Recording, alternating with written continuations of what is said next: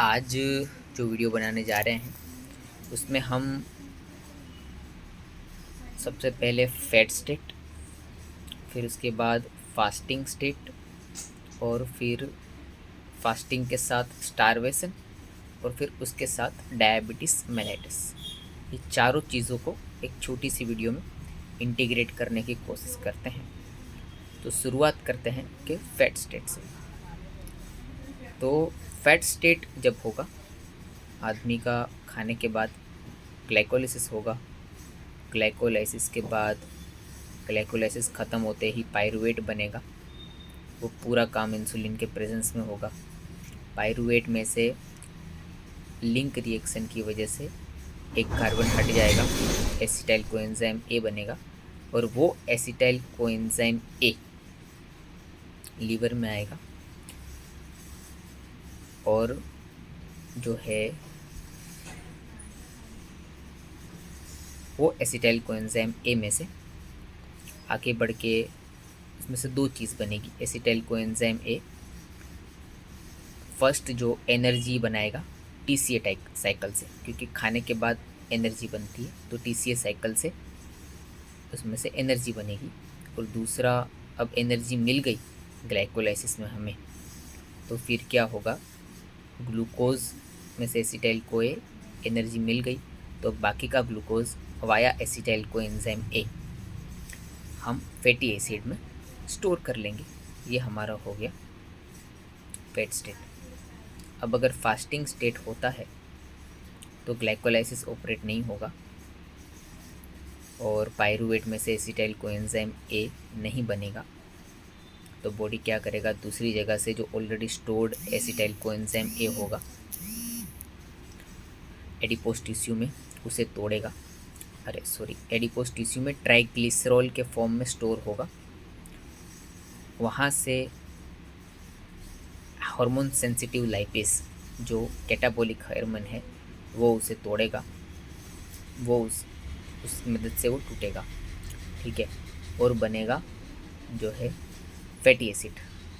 और फिर वो फैटी एसिड को लाया जाएगा लीवर में, फिर लीवर में फैटी एसिड का ऑक्सीडेशन होगा। ये सिचुएशन कैटाबॉलिक है, फास्टिंग वाली सिचुएशन।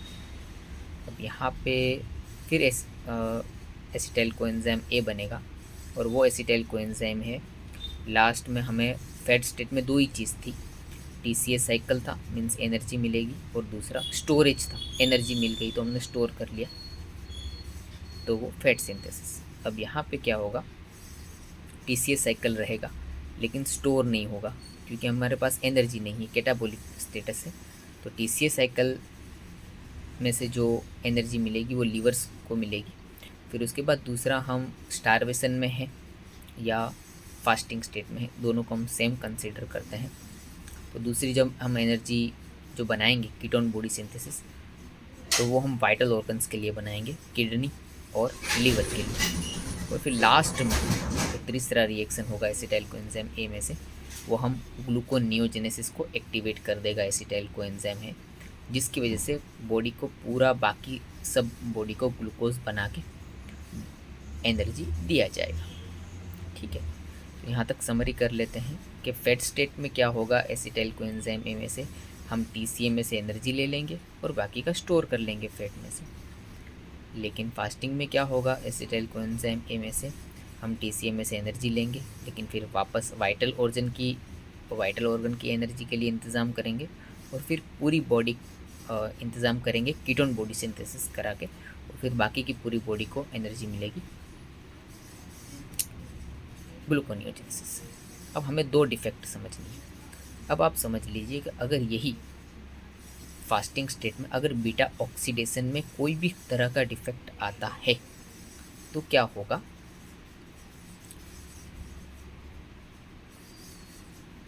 तो ये होगा कि कीटोन बॉडी भी नहीं बनेगा और ग्लूकोज भी नहीं बनेगा। टीसीए साइकिल तो और भी किसी न किसी तरीके से कुछ ना कुछ करके वो लोग चला लेंगे, ठीक है।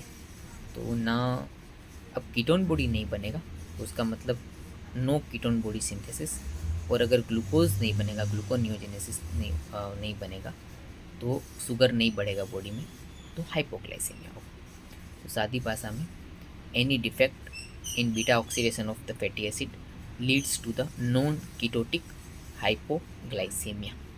ठीक है, एक डिफेक्ट। अब दूसरी डिफेक्ट हम ये समझ लेते हैं कि भाई diabetes is similar to the fasting state हो जाता है, लेकिन फ़र्क क्या होता है?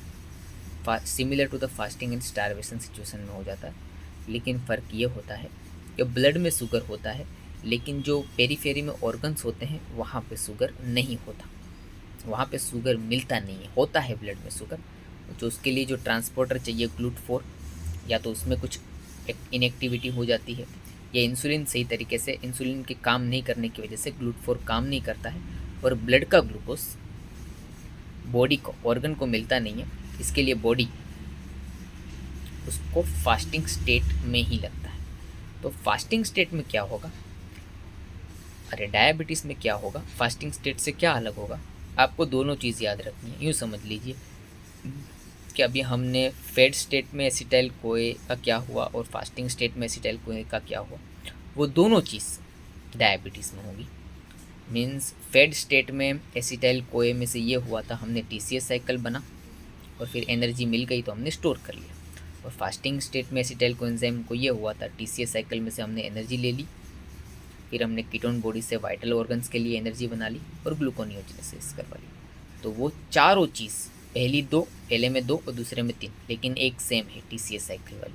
तो ये चारों चीज़ डायबिटीज़ में होगी। कैसे होगी वो मैं आपको समझाता हूँ कि डायबिटीज़ फास्टिंग स्टेट है, तो जो फास्टिंग का होगा वो तो यहाँ पे होगा ही, लेकिन जो है फैट स्टेट का डायबिटीज़ में क्यों होता है वो मैं आपको बता दूँ। इसलिए होता है कि बहुत सारा एसिटाइल कोएंजाइम ए होता है और वो जो है TCA साइकिल में जा नहीं पाता, तो फिर एक्सेस एसिटाइल कोएंजाइम ए चर्बी का रूट पकड़ लेता है और फिर वो फैटी एसिड बनाने लगता है, लेकिन वो सिर्फ क्रोनिक डायबिटिक्स में होता है। Thank you.